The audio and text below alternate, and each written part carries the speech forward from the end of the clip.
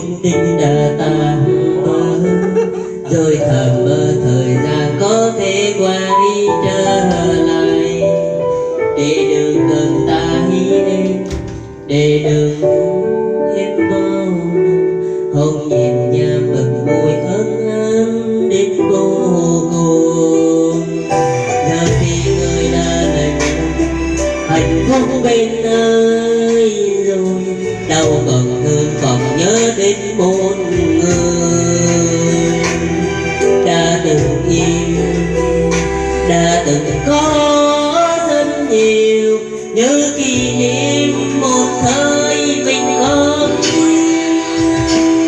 mùi tình cũng đã kết thúc từ rất lâu rồi, giờ càng nghĩ đến chỉ khiến ta thêm buồn thôi. Nhưng tôi đã làm sao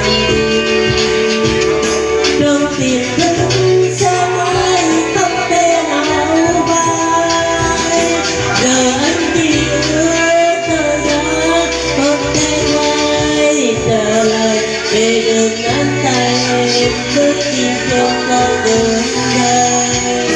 Dù anh đi chặng đường dày trong ngày, nhưng trong tim anh mãi luôn tồn tại.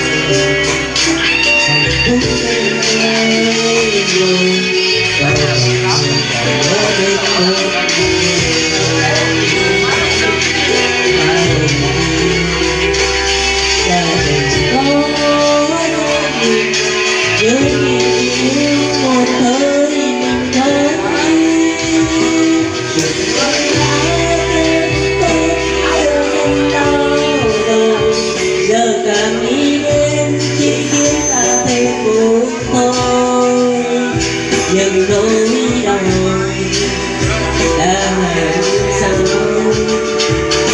trong tiềm thức sẽ mãi không thể nào phai, giờ anh chỉ ước thời gian không thể quay trở lại, để được nắm tay em bước đi không có đường dài.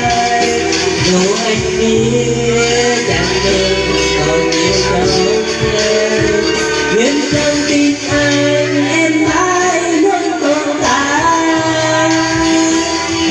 Buồn con đã quên tôi không ngờ, giờ càng nghĩ đến chỉ khiến ta thêm buồn thôi. Nhưng nỗi đau đã hẹn sao trong tiềm thức sẽ mãi không, giờ anh chỉ ước thời gian không thể quay trở lại, để gần nắm tay em bước đi trên con đường này. Dù anh biết chặng đường còn nhiều dòng